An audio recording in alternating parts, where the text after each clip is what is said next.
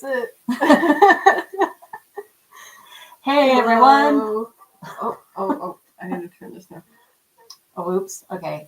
Hey, everyone. Welcome to our fairy tale read along live stream finale. Did I get it all?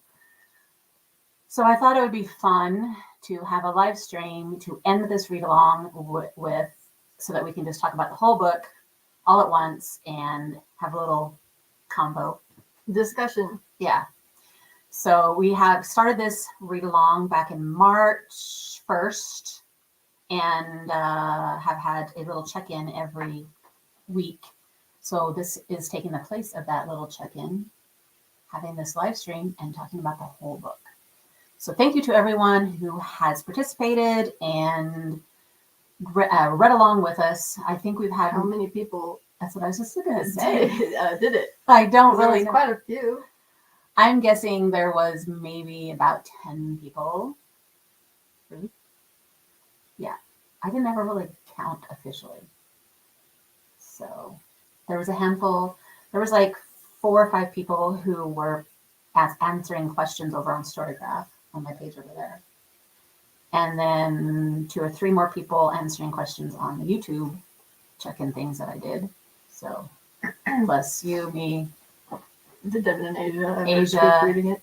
Devin didn't really get going, but Asia read a lot. I don't know if she quite finished. So anyway, thank you for joining us.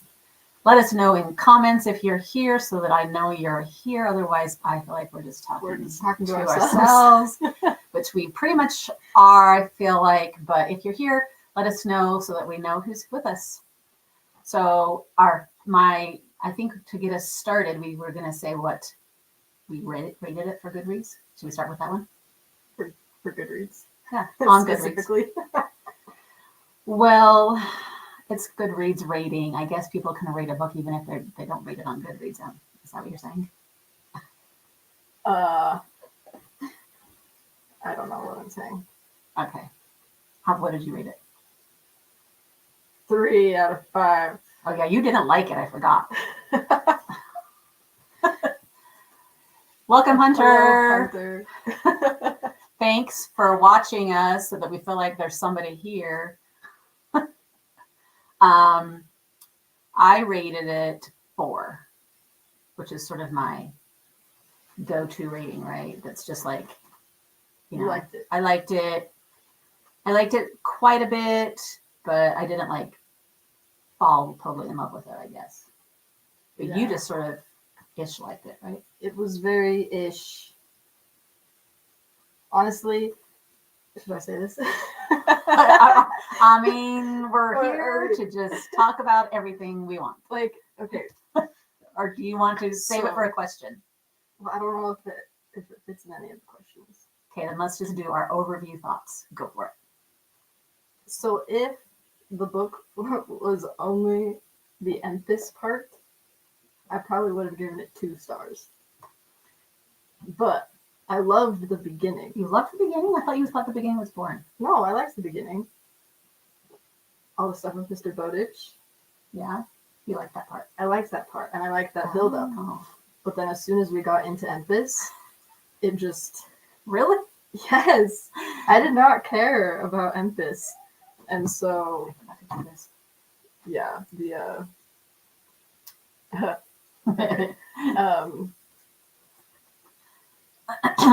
so yeah, if it was just like the Emphis stuff, it would have been 2 stars. But since I liked the beginning, then I gave it 3 stars.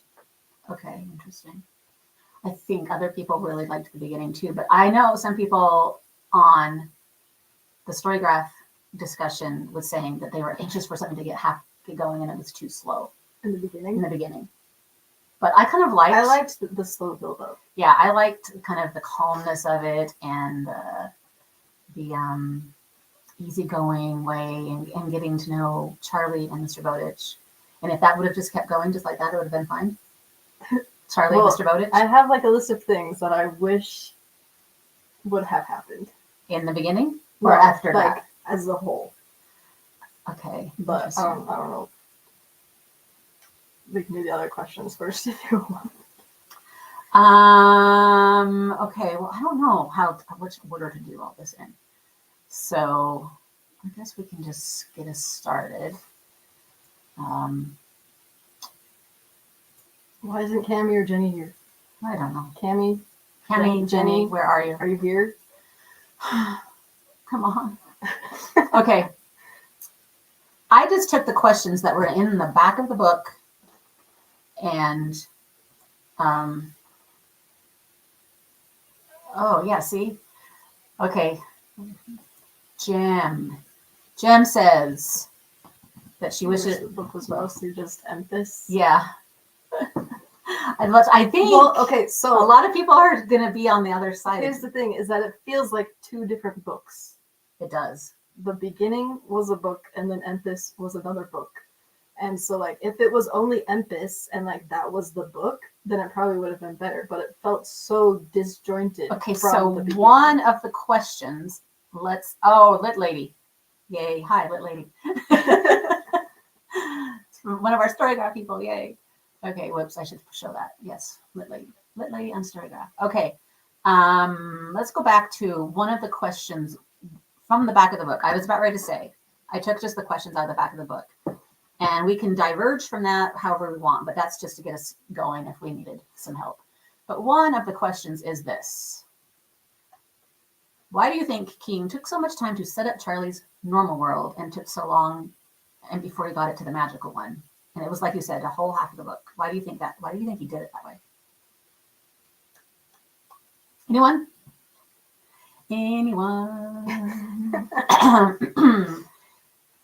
Well, we needed to know his backstory. reasoning. Right. We needed to know what happened to his mom. We need to know that his dad struggled, and we needed to know that he prayed and said, please make my dad better. And then his dad got better. And he promised he would do whatever. Like return that favor. Right. He would pay it back. And so he helped Mr. Bowditch when he needed help. So what, and then one of the other questions is, why did he keep helping him? He didn't have to keep helping him, but I think he genuinely liked him. Even though no one else likes Mr. Bowditch. He genuinely Charlie connected to him. Also, he fell in love with his dog. So he kept doing that. But it did still take a long time to set that all up. Why do you think he took that much time to do it? Wasn't that a normal Stephen King thing anyway? I don't know. There's always a pretty long build up until like the crazy stuff starts happening. Really? I think so. I've only read a couple, and they were different styles of Stephen King. So I can't really say. So I think some people that have read Stephen King have mentioned that. That's kind of normal, I guess, for him. But I'm like you. I really enjoyed the first part. It was so calm and I mean, it wasn't calm all the time. It was sweet to me. Yeah. Like, because Charlie was just so good and everything was happening so nicely and there was no real anxiety. You know what I mean? I mean, the whole Mr. Bowditch thing. I mean, the stuff in the shed but didn't. you felt the freak me out. mystery. Yeah, the stuff in the Like, shed was there the was all mystery. this build up, but there was still mystery of like the shed and Mr. Bowditch's gold. Yeah. And the weird things that he was saying. So tell us why. Why do you think it was felt needed? Yeah. Elaborate. Elaborate why you think it was needed, especially for how long it took. Like, we needed the backstory, but that could have been faster. But is it because we wanted to fall in love with Charlie and his life there so that we would understand why he chose to come back to that life? In the end, because he chose to come back. Do we need to understand why he chose that? We needed to understand that he had a really great relationship with his dad. He didn't want to do that to his dad again. That's kind of what I think too. I don't know. Do you think he really would have stayed there? He wanted to stay there. He didn't he feel like wasn't the one part where he just felt like he wanted to turn back and just go back. He was in love with a girl. Oh yeah, that was also stupid. That was too fast. That was too unbelievable. Yeah, they had like one conversation. True. Well, I mean, he was in love with in first sight. What's that word? Love, Love In- and love, love at first first sight. Exactly. Which that was kind of funny when he was like all gaga at the very beginning. But yeah, Charlie was a weird boy. All right. Should we go on to a different question? Oh, here we go.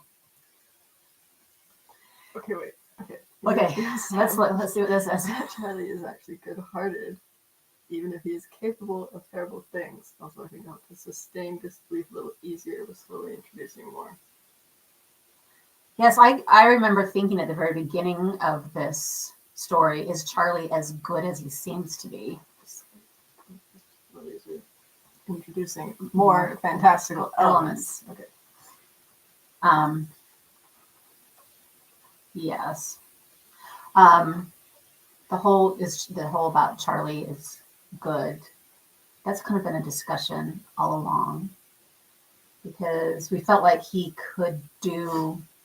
He talks about himself always how he in the beginning when he was struggling with his dad's alcoholism that he and his friend were doing these terrible things to people, and then he even lets us in on one of them that was really, really bad. And so we got a glimpse that he could do bad things, but he seemed so good when he was helping Mr. Bowditch, and I kept thinking that it was kind of unbelievable that he could be that good. Yeah, like too good to be true that he was that good of a 17-year-old. Right. So it is something that we had to learn about him, I guess. So, but why did we want him to be good-hearted? Because okay, this is one of the things that I kind of wish that he wasn't likable in the beginning, so that he had more of a character arc. Because I feel like Charlie did not have a character arc. Okay, that was another question. You're jumping to another question. You didn't feel like he did? I felt like he did, but I don't know if I can explain why I felt like he did. I mean, because he's helping people throughout the whole book. So he needed to be bad. There was no moment where he was like, "Oh, maybe I should help people." He always was always helping. He was just that's just what he was doing. Yeah.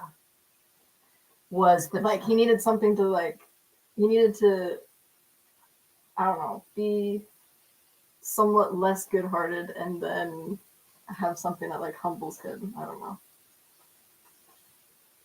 Vacation. Take a vacation there. So that's the thing with the cowards give presents, right? That you're referring to? Is that he... Okay, so Mr. Bowditch said, let's go back to this question then. You want to talk about that for a second? Oops. We were like oopsing and nobody knows what we're oopsing about. Where is that one? Scroll. Oh, where is it? Oh, that one. Mr. Bowditch said this. A brave man helps, a coward just gives presents. I think that's what Jen is talking about. Because Bowditch wasn't a good enough man to help Empis. Oh. He was just giving them stuff. Right. All the technology.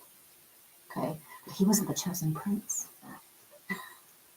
Maybe what's that whole chosen prince? Maybe he could have been. I don't think that whole chosen prince thing was very explained. Yes to what we're saying about him being the coward gives presents. Yeah. Okay. Hopefully that's what the yes is about. Hopefully we're understanding each other here. What was the other thing that you want to talk about? The other one that was Charlie's character arc. Charlie's character arc. Let's go to that one. Right here. How was Charlie grown as a person? And then he's writing up this story at the end. I was going to say at the end of his life. A few years later, like 7 or 8 years later. The story takes place in 2013. and he's writing it. in 2020. I don't know when he's writing it, but he's like his age is like late 20s or something. I think. Okay. And so we're seeing him recount all the stuff that happened to him that a few years before. So,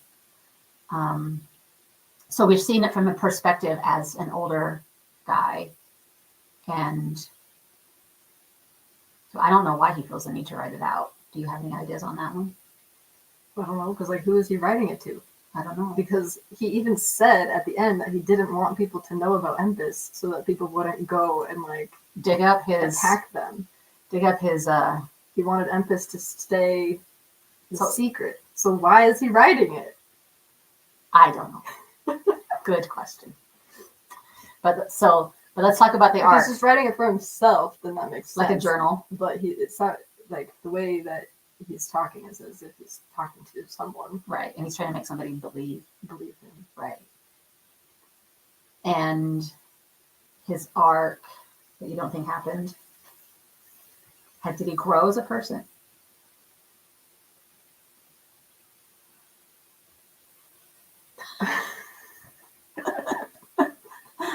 I don't know. I'm sure we are so riveting right now. What do you think? I thought he did, but I don't know. Like I said, I don't know if I can explain why I thought he did. I mean, he realizes how terrible he was when he was a little bit younger.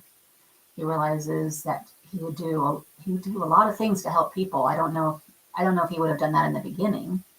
In the beginning, he was motivated by his promise, so he helped Mr. Bowditch. But all the things that he did in the end, in that terrible place, was he still motivated by his promise? Was he motivated by?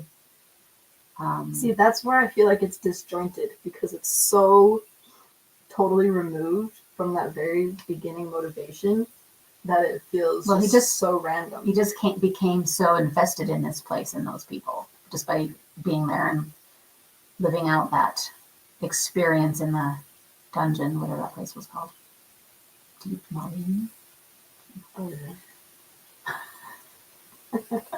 Was that referring to something? I don't know. I don't know either. So, I don't know.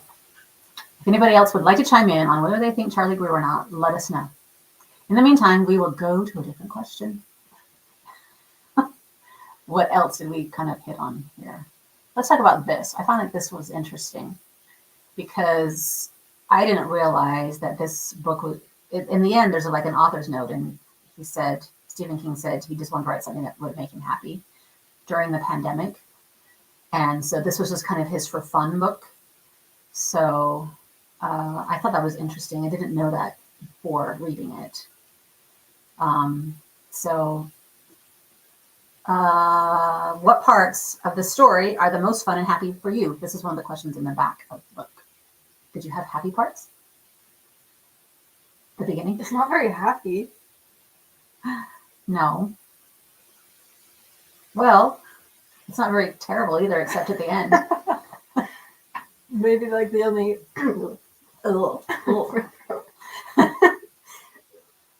I don't know, maybe I thought like things like probably connecting meeting the people, like connecting with Adora and like getting fed this wonderful food and feeling this sense of love and security. Radar, all the Radar parts. Radar is cute. So, What was that face? Background noises. I'm sorry if you hear anything interesting in the background. Anyway, Radar, I think, held everyone's grip and attention in this story. I know everybody loved her. You sometimes think of this dog as a he. Radar is a girl. Radar is a girl, which is a very big point in the book. So that was a happy part. Happy when Radar gets on the sundial and gets younger. Right. That's a good part. Like I was kind of amazed that actually worked and he actually got there. Yeah, and then there was like 300 more pages or something. That's because he had to save the people. After that, I was like, please let him save all these people. Please let him solve or, reverse the curse of this kingdom and make everything better. And so he kind of did, but he couldn't do it all the way, which I think is like a pretty good medium happy ending ground. You know what I mean? Like he couldn't fix it entirely, but he made it better. helped. Yeah. And I was glad that that happened because I wanted a happy ending so bad, which I thought was hilarious that Stephen King wrote at the very end of this book. He said, "Here's your happy ending." It's not even the page. Yes, this epilogue. What? This is an epilogue, dude. Did you didn't read? You listened.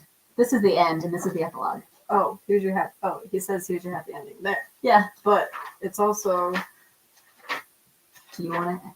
the title Here's of your the happy chapter. Yes. Here's your happy ending. Which I thought that was funny because the whole way, this whole part, I'm like, please let there be a happy ending. Was Yeah. it happy though? Yes. Yes. Oh, here's something happy symbols of hope and survival, like the butterflies that were supposed to be extinct. The butterflies were cool. That made me happy. You're right. Hope, symbols of hope and survival. What else was like that? I know, just the people. I felt like those people were really good people. All the gray people. They were good people. Yeah. So, did you not think it was a happy ending? It was a fine happy ending. What could have made it happier? Did you want him to go back and be with the girl? No.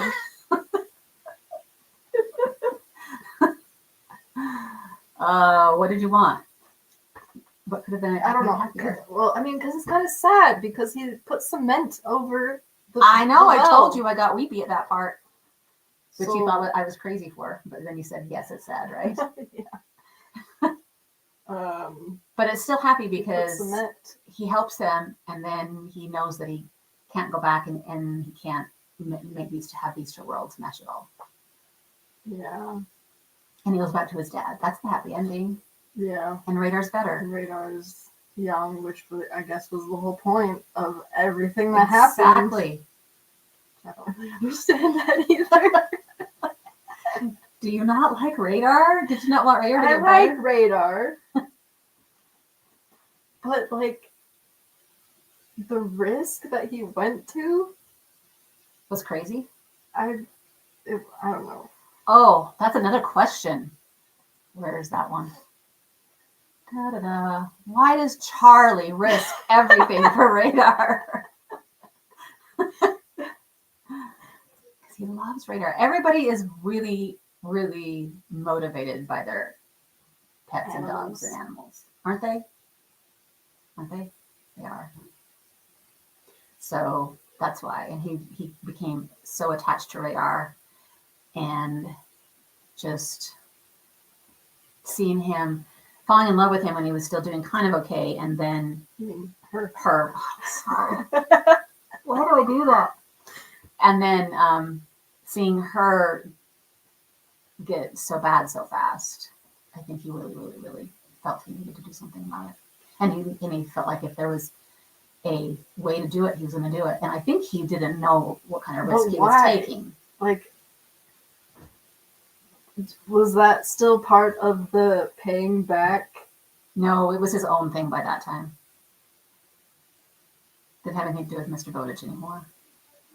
Right?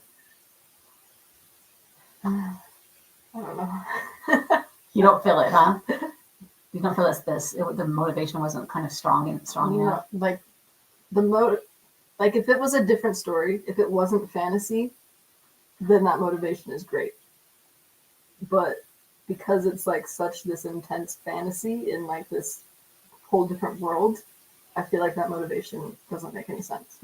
Interesting. Well, I don't think he thought he was going to get involved with that whole world. He just wanted to hurry into the sundial and then hurry into the But he knew that it was going to take forever. He knew it was going to take a while, but not as long as it ended up taking because he got caught. Yeah. Right? So, yeah, but you mean that moment when he thought about how long it was going to take, and he made that very distinct choice to keep going. Yeah. I almost wanted him to go back. That moment. I did. Radar was insta-love, yes. love at first sight. Love at first sight with Radar. Just like you were saying before. All right, what other questions did we have that we can actually talk about? No. We can talk about that. Relationship with Dad versus his relationship with Mr. Lodge. Is that interesting?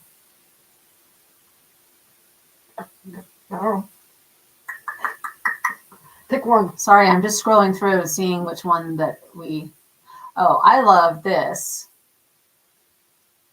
And along with it, this question.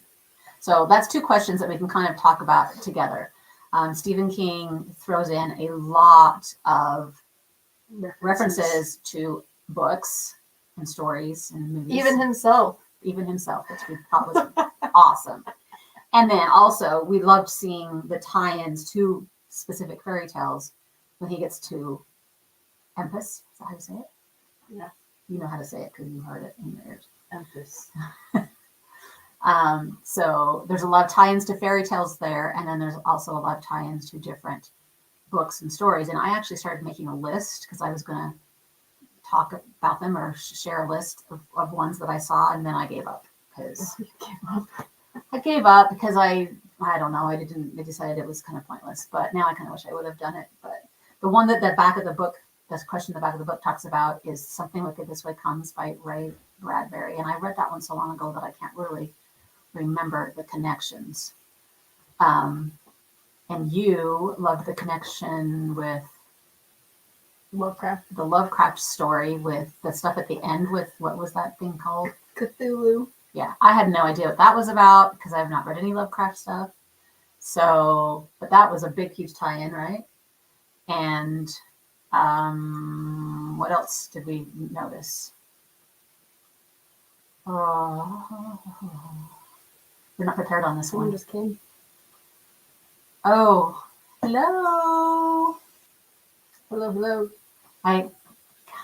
Kaiju K? Hopefully I said that right.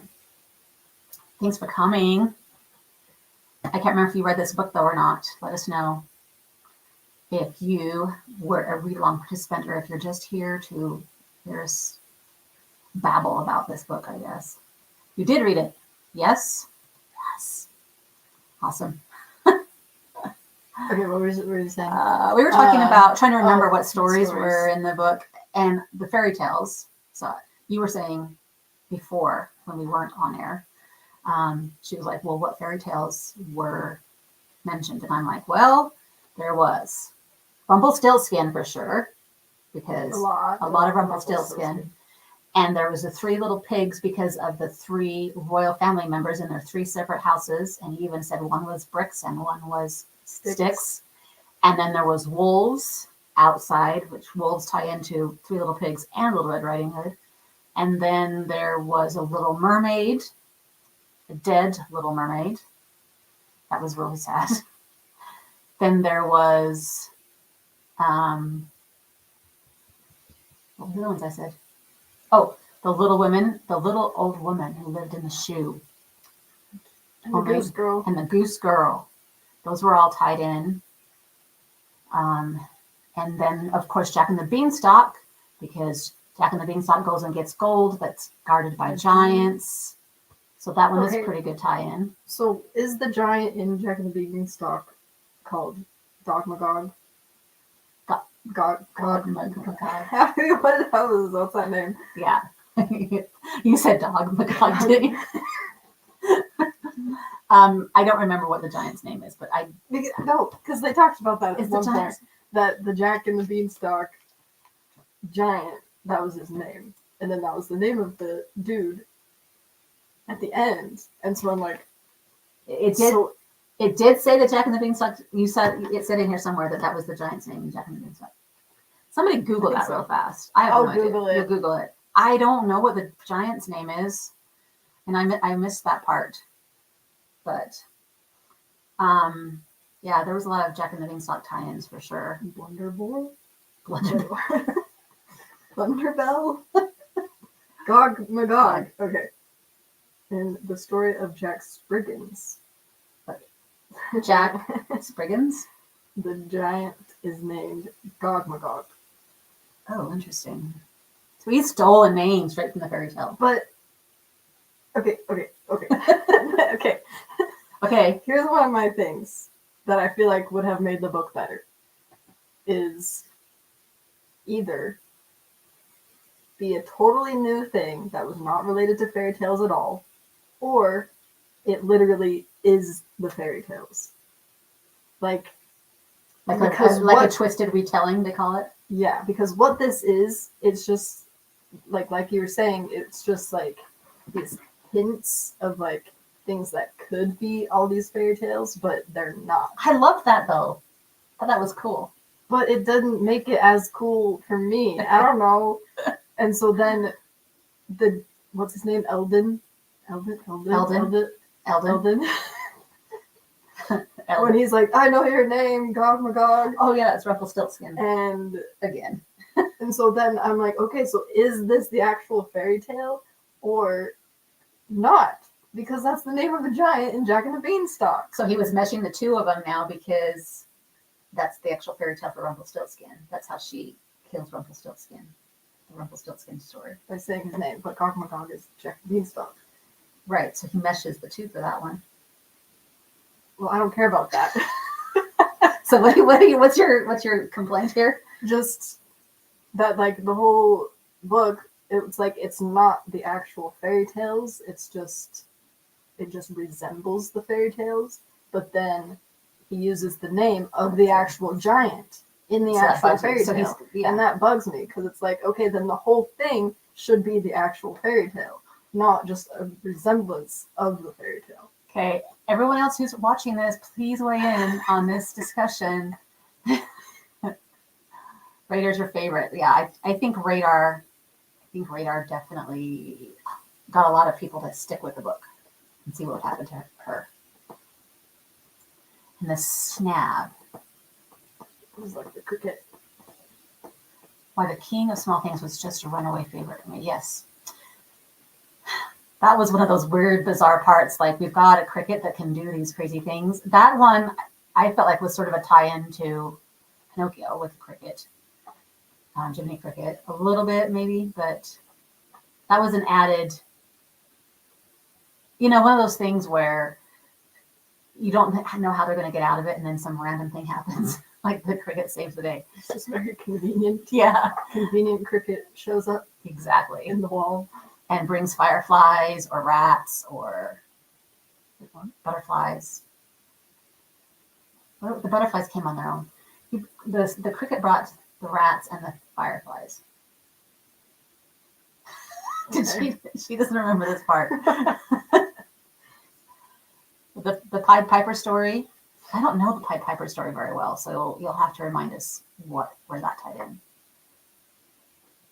The rats. The Pied Piper story is where the guy is playing the flute and everybody follows him. That's all I remember.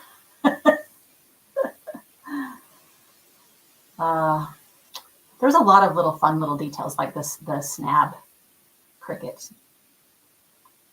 character was awesome. Okay, what time is it? Oh, okay. Oh, we've only done half an hour. Did it feel like longer? Yes.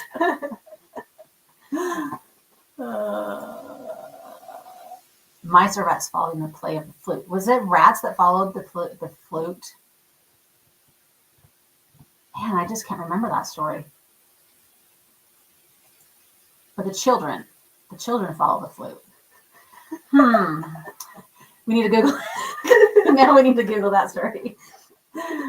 But it does connect to the cricket calling all the rats to come in and kill. Who'd they kill? No. They killed that other guy. What did they call that other guy? My gosh, I just barely read the book and I already forgot. This is what happens. What other guy here? The guy that's not Eldon, the other guy, the leader of the the leader of the Nightwalkers. What was his name? Oh, He had like a special Aaron? name. No. Aaron was the other guy. The Nightwalkers, Flight Slayer. Flight. That's it. Flight. Is that what it was? Yes, Flight something. Flight That's Slayer. the rats were the ones that came in and killed him. Do you remember now? Why don't I remember that part? The rats all came in and ate him. It was awful.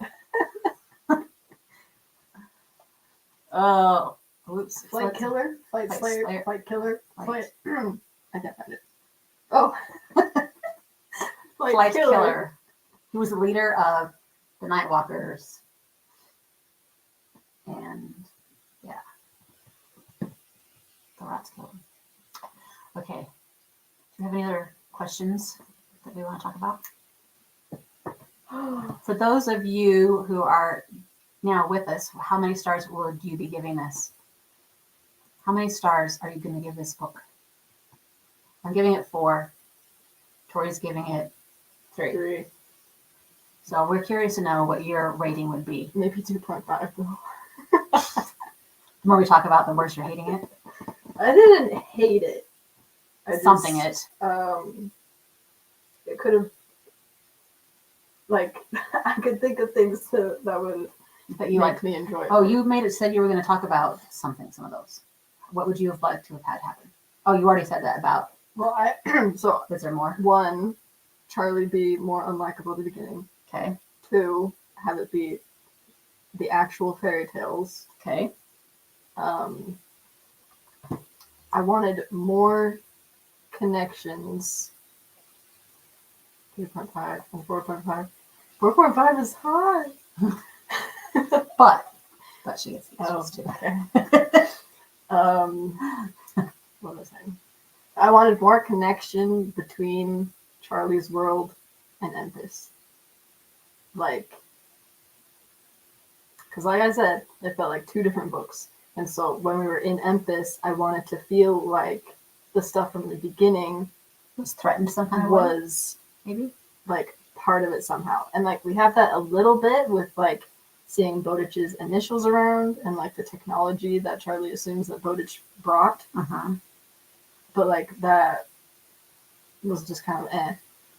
And so, like, do you know what I mean? Like I wanted some, like maybe that dude that he broke his wrists, Uh-huh. like maybe he Guy. follows him into Empis or something. Oh, And like that causes some more problem with the real world yeah. discovering Empis or something.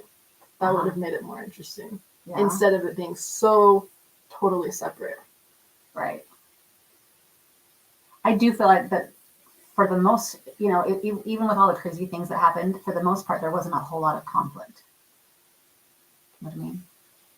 Yeah, Like everything it was like happened. little conflicts. And everything, he was able to do everything fairly well until he got caught and he ended up in the dungeon. And then after that, things kind of went crazy. But up until that point, he was able to go past the giant without any problems really. And he didn't have any issues coming down into this new world. He was able to deal with everything. The wolves didn't get in. Yeah. Were the wolves in the end? The wolves, I remember there was one statement saying that the wolves weren't there because there were so many people and they were scared. When all the people gathered to help, the wolves weren't there because they didn't want to be with all the people. Other reasons were not having very full sense of his head, but we read it differently. Maybe. That's an interesting thing. I've been working on writing my book right now, and I am rereading it so many times. And I want to know this: how many times you think authors reread their story when they're working on it? How many times have you reread yours? Probably 6 or 7 at this point, and I am nowhere close to being done rereading it over and over again. So you do lose the sense of what's really going on, and that's why you have beta readers and people who help you, because you can't see it the same way anymore. I'm sure Stephen King has beta readers. Do you think he still has beta readers? Do you know what I'm talking about? Yeah. Can't he just like publish anything? I think he probably can. He probably can just write it and then it gets published and nobody cares. But okay, I was wondering that though. Oh. I don't even know how to get rid of this. Just move the mouse off of it.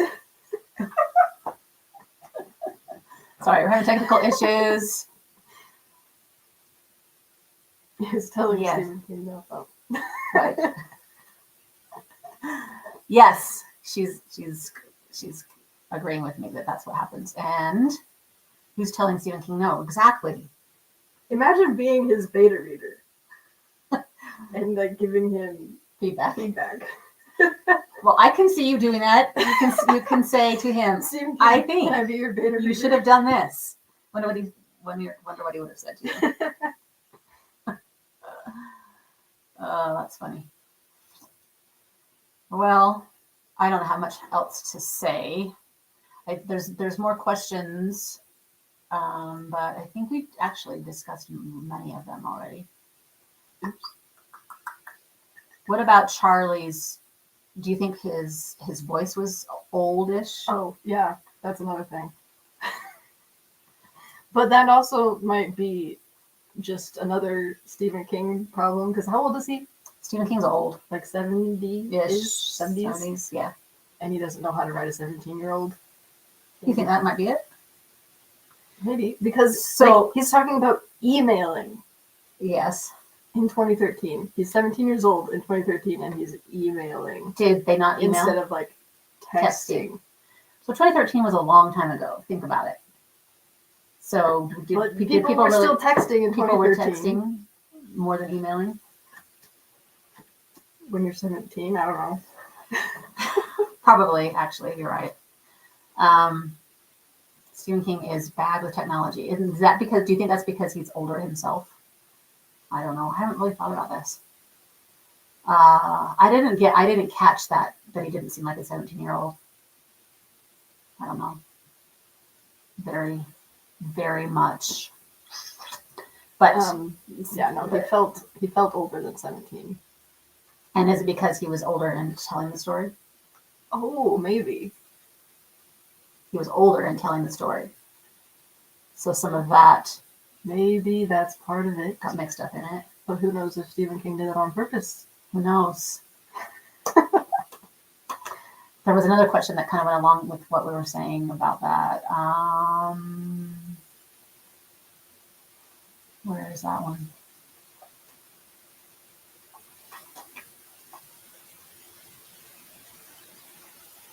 This one. Because you're saying as Stephen King's gotten older, can he write teens the same way as he did in the beginning? Because I guess a lot of his characters are teens. And, I don't know. And how to, I can't really do this because I haven't read these books, but it makes me wonder if Charlie as a teenager is quite a bit different from other teenagers in his other books because of what you're saying, because Stephen King himself has gotten older. Yeah. I don't think any of the other King books I've read had teenagers. I don't mind. Well, There's lots of kids, like Yeah. young kids, in the books that I've read. yes. We talked about Charlie, how Charlie seemed so really good in the beginning. She wanted him to be bad I wanted to not like him. I mean, so that you could wish- see a bigger, I wish that we didn't like him in the beginning, so Yeah. that there was more of a character arc. right. He was already too good and too nice in the beginning. So she didn't feel like he really grew much, but The Shining. Yeah, there's those twin girls in The Shining. That's what I remember. But I haven't read the book or really watched the whole movie, so I can't really talk about it with any knowledge at all. And I read The Stand, but I can't remember if there was even any kids in that one. I don't remember who was the main character. So, yeah. Anyway, it's an interesting thing to think about is how Charlie was portrayed. And was that the author, or was that intentional, or is that just how it is? Yeah. Okay. I think we pretty much covered everything that we wanted to talk about. Any like random wrap-up thoughts we have? Any other questions that were on here that we should address? Oh, I don't know. I think we hashed that out pretty well. Did we? Did we though?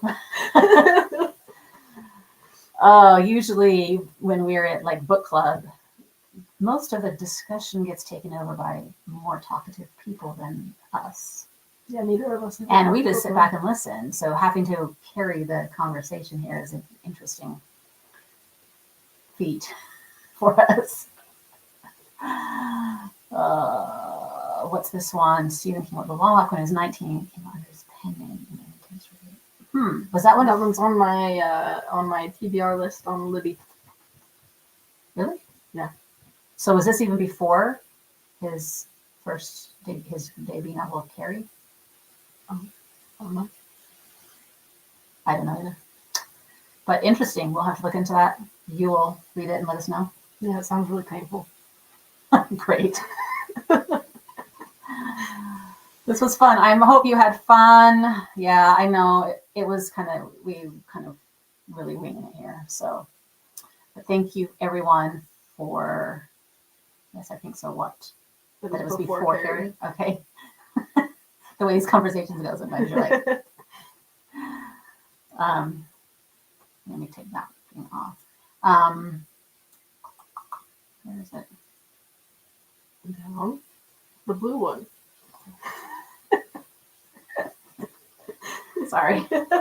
There's a lot of stuff going on here. Thank you for reading along and joining us with the little live stream here. Hopefully we felt like we kind of discussed it a little bit. And I feel disgust. we had a good banter. Did you hear what I just said? We had a good, she feels disgusted. You feel disgusted. You really hated this book, didn't you? That's not what I meant. You feel like we discussed it well. Yeah. And I was gonna say we had a good banter. We had a good banter, and that's the whole point of this silly channel, is to have a little banter. So I think she's lost it. So we really should go now, I guess. Thank you everyone for joining and for reading along. Maybe we'll do this again sometime. I don't know. What do you mean? Was it fun enough? You mean like a read along? Another read along. Oh, okay. Another read along, not another live. Is that what your thought I was talking about? Yeah. We'll do another live stream sometime when we can figure out what else to do on. We might be doing a read-a-thon in April, and maybe doing a live stream during that. If you guys would love to sit here and read with us, I don't understand the appeal of that, but I think it's a thing. Apparently, it's a thing. I think it's a thing. So if we're going to have a very specific official read-a-thon, maybe we'll have a live stream and do something with it. So look for more information on that if you're interested. And other than that, I don't know what else is coming up live stream wise, but hopefully we can think of some fun things. So thanks for joining us again. And until next time, happy reading. Bye-bye.